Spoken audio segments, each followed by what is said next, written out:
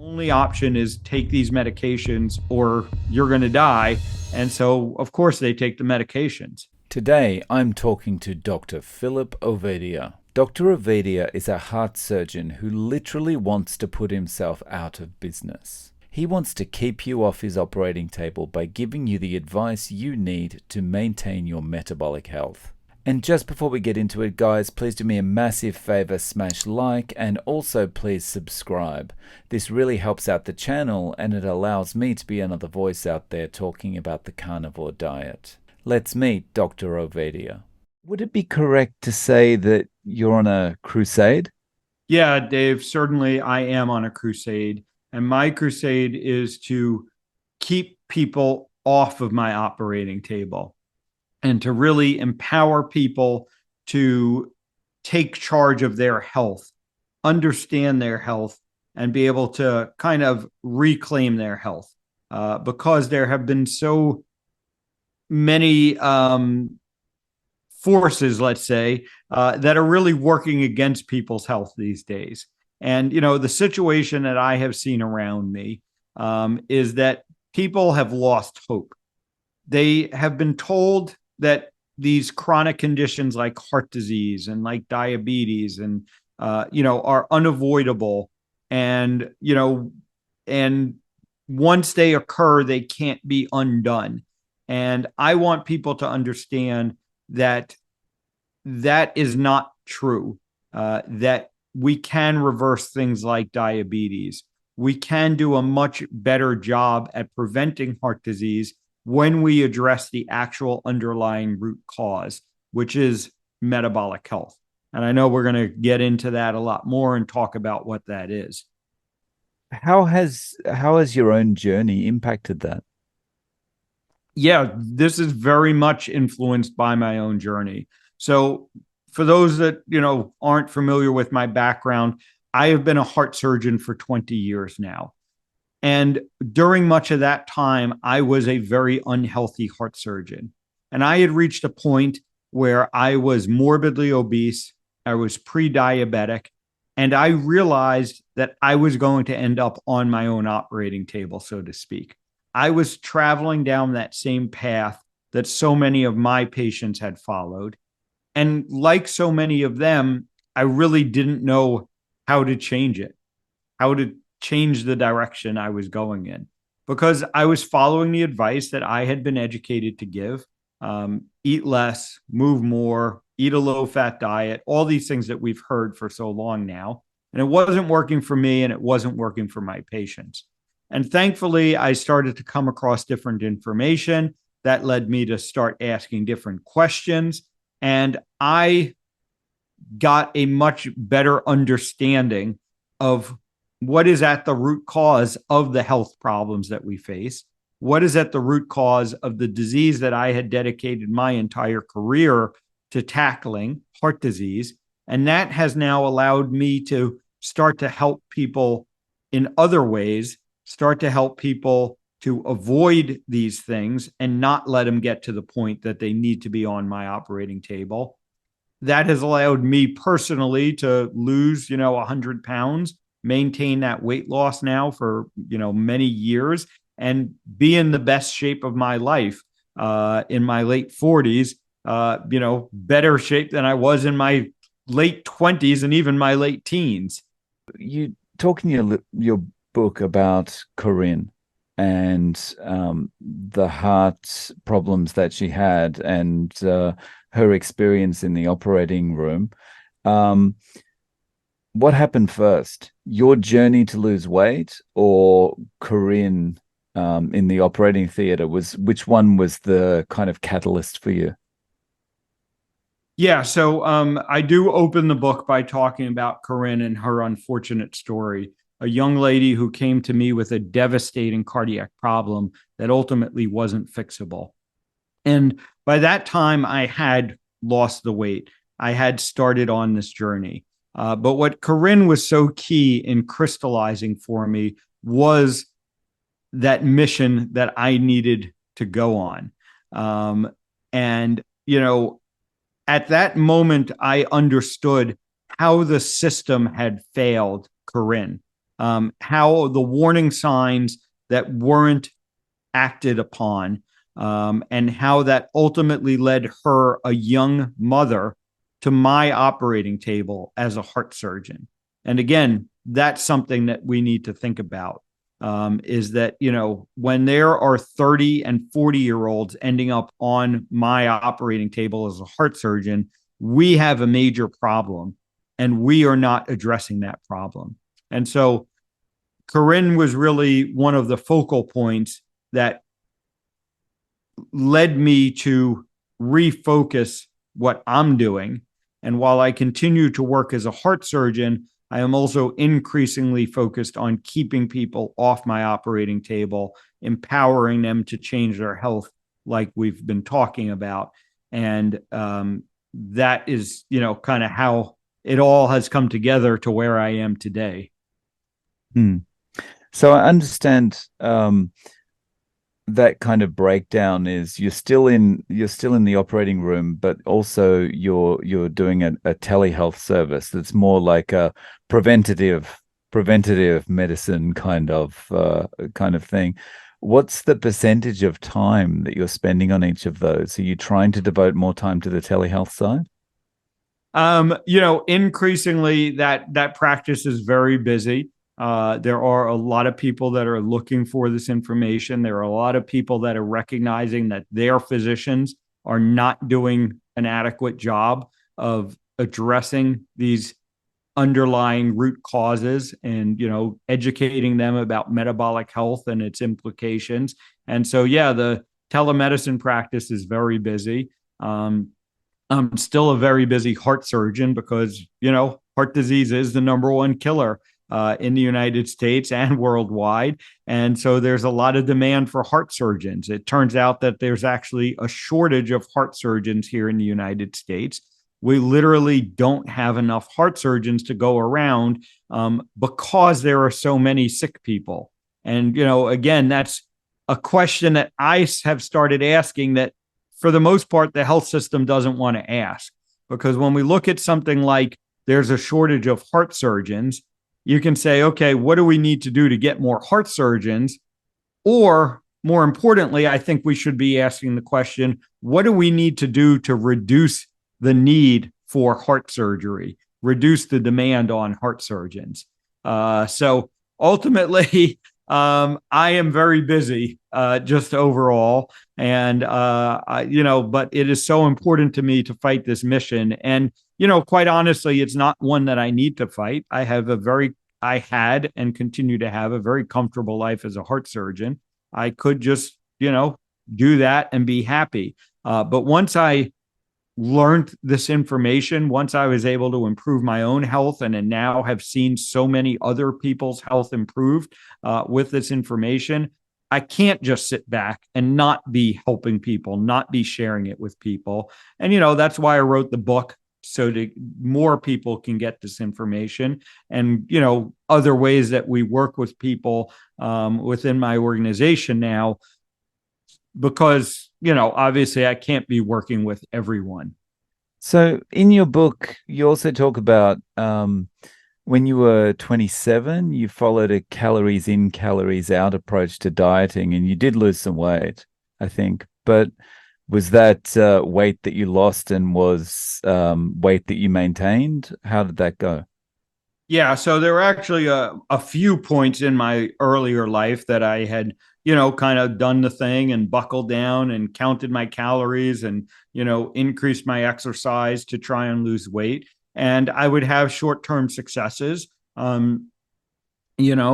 one point, and I think that's the point I talk about in the book, where I lost over 50 pounds. But then over the following years, I gained it back and more. And I went through this cycle over and over, like so many people have, of losing a little bit in the short term, gaining it back. And then, a few years later, you're like, okay, I really got to do it this time. And you lose a little bit and then you gain it back. Doing low carb, eliminating sugar, eliminating processed food, ultimately coming to the carnivore diet is the first time that I've been able to maintain weight loss effectively. And now I'm, 7+ years into that process and still maintaining the weight loss. And that is what is so different about this approach versus those other approaches that I had tried.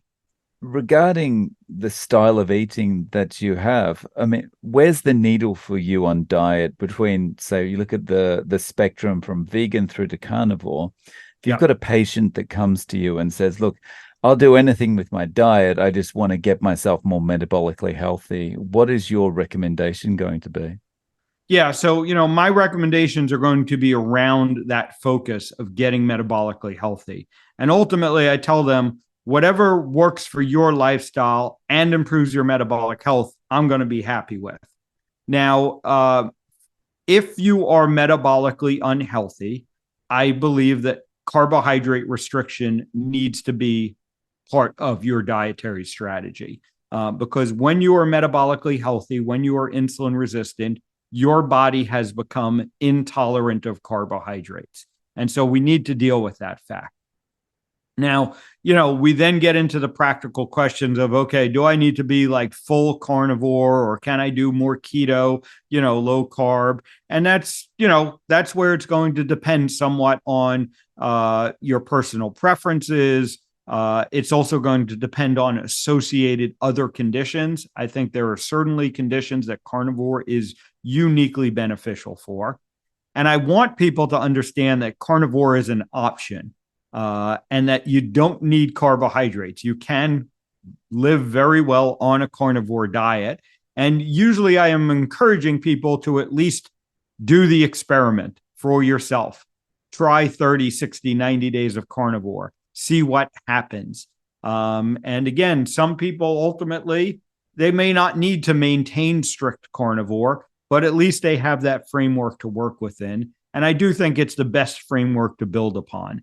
And, in terms of my personal, where I've settled, it's, carnivore for the most part, with some rare, exceptions here and there.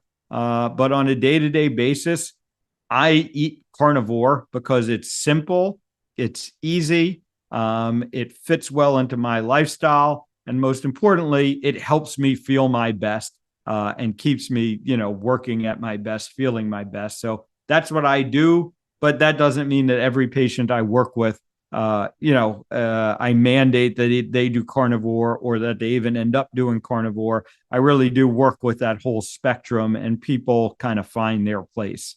Just to follow on from that point about the way you're eating, um, another line from your book that really resonated with me was, when I was overweight, I'd worry if the cafeteria was going to be open after surgery. When I finally found a metabolic healthy way of eating, all that changed for me too. That resonated with me because that's the way I feel about eating now. Before I would have been like, okay, I've had breakfast, what's for the morning snack? I've had the morning snack, what's for lunch? And it's a snowball kind of thing rolling down the hill. Yeah. Was that change for you when you went low carb, or was that change for you once you moved on to carnivore and you completely got rid of the carbohydrate? Yeah, I would say it improved on low carb, but carnivore really, is what set me free, from that sort of dependence on food. And it's so interesting because it's not really something that you necessarily recognize or think about. It's only sort of in retrospect when I look back now and really realize how, much energy and time I spent thinking about food. And now I just don't need to do that. Now I just go through my day, and when it's convenient, and I have time to eat and there's good food available, okay, I'm going to eat. A lot of times, there isn't good food available. And the hospital is a perfect example of this. And so I just don't eat and I can wait, because, I know that I don't need to be eating on a constant basis. And, my body is now tuned, to be able to, function pretty well without food, if it just doesn't happen to be available. And, when we think back to our ancestral roots, that's really in line with how we lived, because there were, certainly times when food wasn't available, and we had to be able to deal with that and survive and thrive during those periods, because that usually meant we had to go now do the hard work of finding food. It wasn't as easy as just going to the supermarket or going to the cafeteria. We had to go out and, harvest the food or hunt the food or whatever it is. And so that makes sense that that's how our bodies would have evolved to work. And that's largely what, the situation that I find myself in these days. And I think that's a very empowering situation to not be constantly dependent on food. Yeah, it is very empowering. You mentioned hospital food. So I've been an inpatient, and I've also seen pictures more recently of other inpatients' meals that they get in hospitals. And they don't look like what I would say a metabolically healthy style of meals. Do the people running the hospitals realize that, do you think? And is this just a totally profit driven thing, or a volume driven thing? Yeah, I think ultimately it's, the systemic issues related to our food supply, and hospitals are certainly not exempt from that. For the most part, hospitals are going to be following the dietary guidelines, and they don't question it because they don't really have reason to question it.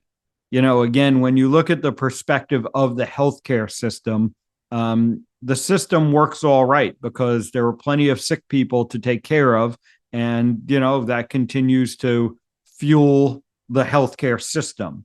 And, I really, it's not that I think that, the healthcare system, the administrators are thinking about, it's more profitable that way. Or, I think very few of them would even consider the thought that, yeah, if I changed the food in my cafeteria and I made people healthier, there would be less business in the hospital. Like, that concept doesn't even come up to them, I can tell you, for the most part. And they're just, this is what the system says people should be eating. And, we're not serving them, fast food, so we're doing a little bit better, is the way that they look at it. What would you say is probably the worst nutritional advice that a doctor could give their patient when the patient's sick, whether it's with something related to cardiovascular disease or not? Yep. What's kind of the most commonly given bad piece of advice? Yeah, I would have to point to, eating low fat diets. I think that is the absolute worst advice that we can be given. And I think it's bad on a number of levels. The first reason that I think it is such bad advice is because it essentially forces people to eat processed foods. When we look at nature, nature is not a low fat environment. Fat is essential to life, on many, for many different reasons. And so, our whole environment and our bodies have evolved to eat fat. And this whole concept of that we need to eat low fat has been problematic on so many levels. And it is the one singular, kind of piece of advice that I would point to that has worsened our health measurably. Since we've been giving that advice, here in the US, basically since 1980, obesity, diabetes, all of these things have skyrocketed. And, somewhat ironically, I would say, the one disease that was designed to manage and improve, heart disease, has not gotten any better since we've been following that advice. So that is really, I think, the worst piece of advice that people get. And unfortunately, it continues today, despite the fact that the evidence is so overwhelming that it is lousy advice. Speaking of advice, we hear all the time that you need to lower your LDL. You've got to get your LDL down. Just keep your LDL low. First thing is, mine's sky high. So as far as the general advice, I'm probably about to pass away any moment. So Is this bad advice, or is it just that it's more nuanced and we're not being given the context? Yeah, so I think that's exactly it. What I talk to people about these days is it's not the amount of your cholesterol, it's the quality of your cholesterol, and it's the environment that that cholesterol, is existing in, that the problem is. And cholesterol ends up just being ultimately another marker of metabolic health in that way. Because we know that when you're insulin resistant, for instance, that you're going to end up with more small, dense, and more oxidized LDL particles that are problematic. So, you know, your experience is common, that people go on low carbohydrate diets and everything improves. They reverse their diabetes, they lose weight, their blood pressure improves. All of this stuff gets better. And for some of them, and again, this isn't consistent, but for some of them, their LDL cholesterol goes up, and their doctors freak out and they say, well, this is clearly killing you. And it's like, wait, how can this be killing me when all of this stuff got better? And you're telling me based on this one blood test that, this is bad for my health. It really makes no sense. But it's the most common story I hear. Quite honestly, it's what keeps me so busy in the telemedicine practice, is kind of dealing with that central issue. And what I try and get people to understand is that it's more complex than that. Our heart health cannot be reduced to one number. The heart is a very complex organ. There's lots going on there. And the whole concept that we could just focus on this one number and that's going to fix all of our problems, again, was faulty to begin with. And then we, fail to acknowledge, what an essential part, what an essential molecule cholesterol is.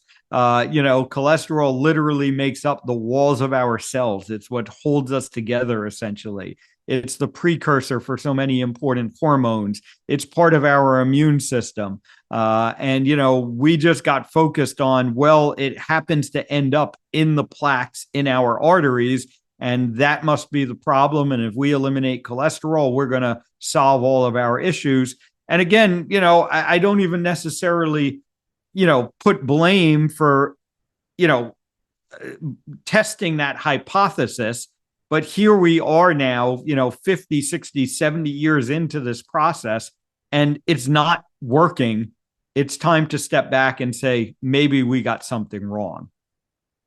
So do you think when doctors are freaking out, like, oh, look at your LDL, we need to do something about this. Yeah. Do you think that they don't understand the nuances themselves? They haven't been educated enough to understand those nuances themselves, or it's just that, they're quite happy to be prescribing drugs? No, yeah, very much so that they don't understand the nuance, and that they are trapped in this system as well. I can tell you, I graduated medical school in 1998. So, 1994 to 1998, I was in medical school, and now 20 years of practice, 20 plus years of practice and the training that goes into it in between there. I never heard the concept that, any other concept besides LDL cholesterol is the primary driver of heart disease. And if we want to prevent heart disease, we got to lower LDL cholesterol as much as possible. And so I think for, the average doctor, that's all they know. That's all they've heard. And, they want to prevent heart disease. They want to make you healthy. And this is the only tool that they have available to them. And so that's why they're so insistent. And that's why they focus so much on that point, because they have been misled. They've been led to believe that if you control a patient's cholesterol and you lower their LDL cholesterol, that's going to prevent them from having heart disease.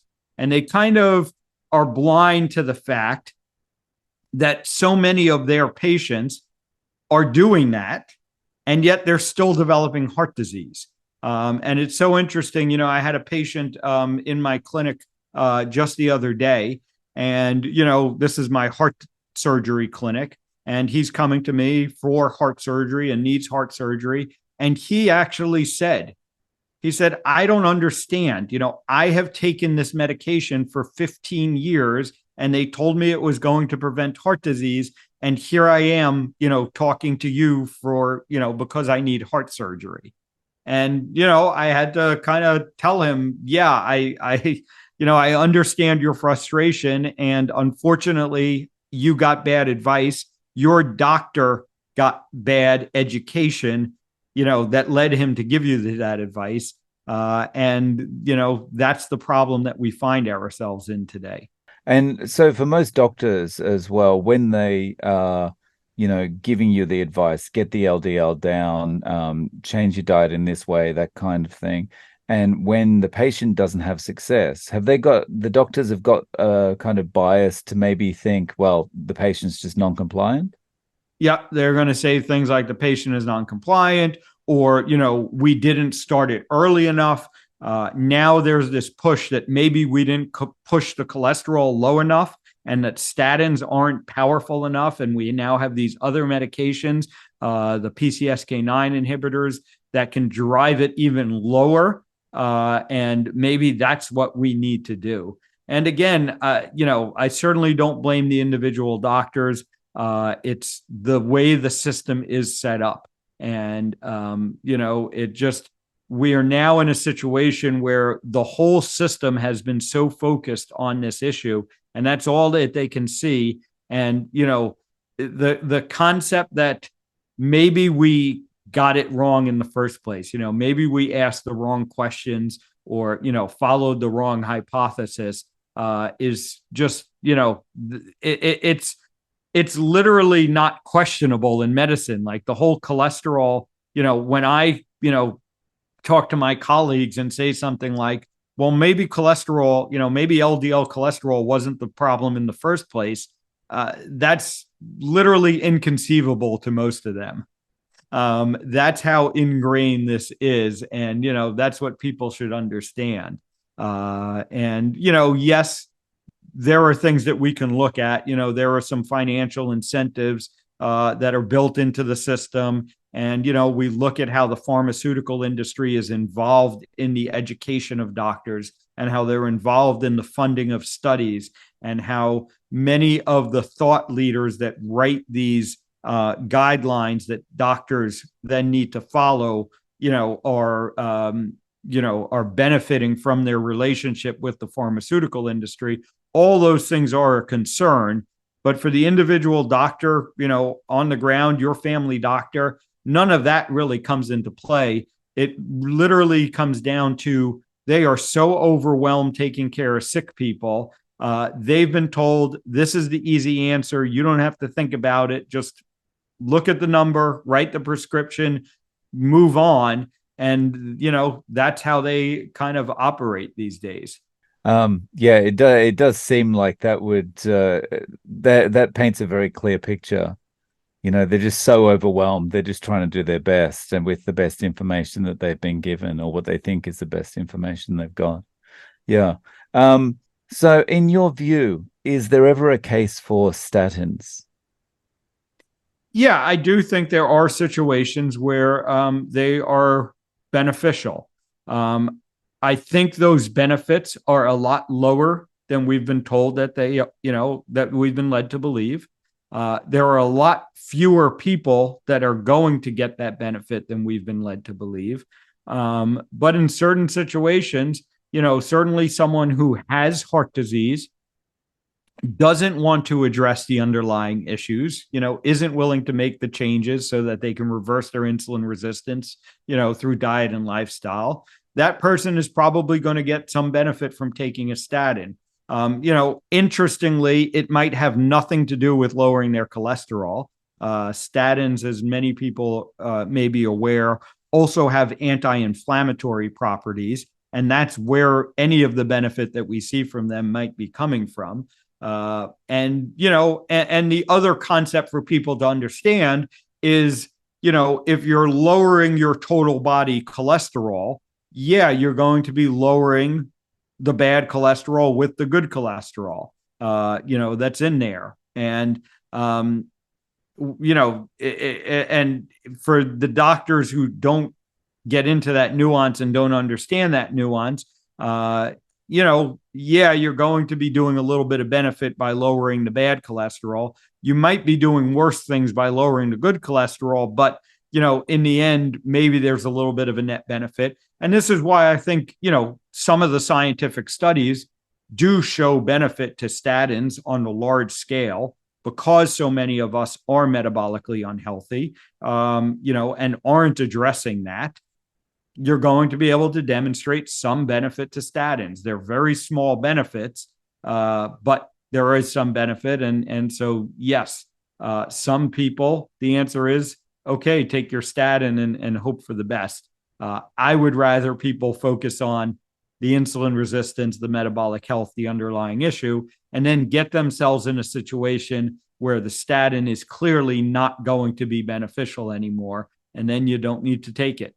I made a video a few months ago talking about how I really respect people like yourself and Dr. Berry and Dr. Chafee because, and people like Nina Teicholz, because you really, because you want to go out there and say what you know is right, you're really kind of pushing against the grain, literally, literally and figuratively. You're really pushing against the grain. So, how does your opinion about things and the way you're handling things with your patients, how does that affect your relationships with your peers? There are some challenges that come with this that I'll say, certainly, there are the attacks that come on social media. And for the most part, I just ignore those at this point. They really don't matter to me. But, when I'm dealing with my colleagues and we have shared patients and we're talking about, the management, there are conflicts that come up here. And, ultimately, that's where the patient becomes so important, and empowering people to understand these decisions and to make the decision for themselves. When we're talking about something like, should I take statins or should I not take statins? One thing I'm very clear about telling patients is that's not my decision to make. That's your decision to make. But here's the information that I know. Go talk to your other doctors. Let them give you the information that they feel is in favor of you taking it. And then at the end of the day, you, the patient, need to make that decision. And like I said, what I want to empower people to be able to say is, I'm not taking the statin, but that doesn't mean that I'm ignoring my health. I've just chosen this different approach to improving my health. And that has now put me in a situation that I'm fairly convinced that that statin is not going to be a benefit to me. That's interesting. So when you've had that situation with patients, you say, look, these you need to do something to improve your health, but the statin is not necessarily the way that's going to do it best for you. Here's the information you need. Go and talk to another doctor and then make a decision on your own. How many people do you know of, or do you understand to actually, make a positive decision? And as far as, okay, well, I'm not going to take the statin and I'm going to focus on fixing my metabolic health through diet and nutrition. Yeah, most of them do, quite honestly, because when you give someone the option like that, and again, this is something that I think we do a very lousy job of in medicine. You come to me with high blood pressure, and I say, here's the prescription. This is going to control your blood pressure. And, you might pay a little bit of lip service to diet and exercise, but you don't really get into it with the patient because, again, you don't have time. You're overwhelmed as the family doctor. And I think, when I sit down and have that conversation with patients and I say, yes, you can take the medicine and it's going to control your blood pressure, but, over time, you're going to need more medicine and higher dosages and different medicines. Or you can change the way you eat and address the insulin resistance that is at the root cause of this and implement something like therapeutic carbohydrate restriction. And that can allow you to get off the medicine.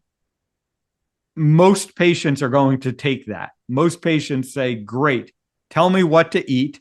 This is where the other part of it comes in, that you have to be able to give them the good advice as to what to eat and what actually does help with these conditions. But most of them say, tell me what to eat, and I'd rather avoid the medications. Every once in a while, someone doesn't. They just say, I want to live my life. I want to eat what I want to eat, and I'll take the medicine. And I'm good with that, as long as you're informed, as long as you know you have the option. But so much, in medicine today, patients don't realize they have that option. They've been told that you have type 2 diabetes, you have high blood pressure. The only option is take these medications, or, you're going to die.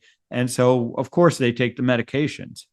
For people that may be concerned about their health, without going to see a professional like yourself, what are some visual or physiological cues that they can use to assess whether they are metabolically healthy or not? Yeah, so there are 5 very simple metrics that I point everyone to start with. And, these are the basics, but this is a great way for everyone to start. And you don't need to go to the medical professional for the most part. So you're going to start with your waist circumference. And that's something that you can measure at home. Just get the tape measure just above the level of your belly button first thing in the morning. And then you're going to look at your blood pressure. And again, you can measure this at home.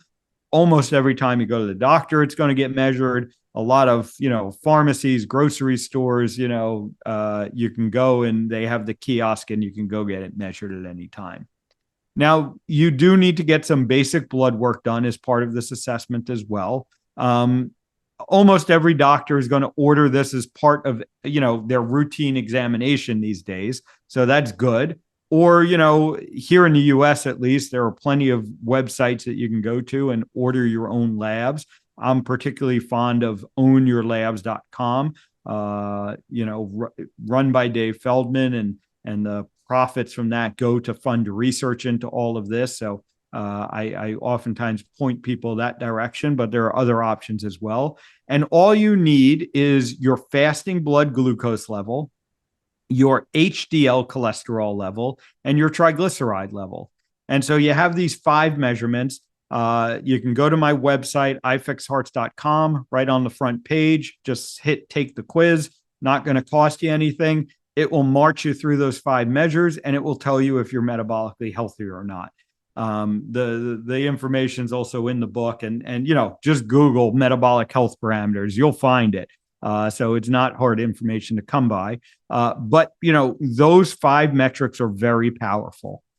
We know that 88% of the adults in the United States are not metabolically healthy and can't meet all five measures of optimal metabolic health. So if you just start there, that's going to be pretty good. Yes, it gets more complicated. Yes, if you're a private patient of mine, there's going to be a lot other testing that we're going to order to look at your metabolic health. But if people just started with those 5 measures, we would see vast improvements in our metabolic health. I really appreciate you spending time with us today, Dr. Ovadia. Thank you so much. Yeah, it's been great, Dave. I love, I love what you do with your community here. I love just the increasing numbers of people that are waking up to this, that are focused on this, that are getting empowered to take back control of their health. And I'm also encouraged by the increasing number of practitioners that I see in this area. They might not all be as vocal as Dr. Berry and Dr. Chafee and myself, but they're out there and I see them at conferences. And so more and more, patients are able to find doctors that will work with them on this and do understand this. But for the people out there, take control of your health, be active in managing your health, seek out the practitioners that can help you to understand this. And it might not be as easy as, calling your insurance company and saying, what doctor should I see? It might take a little bit more work than that, but that work is going to be is going to pay off in the end. And so at this point, you might have more questions about the carnivore diet, how it can improve your metabolic health, how it can help you to have a better life overall, and that's why you need to watch this video next.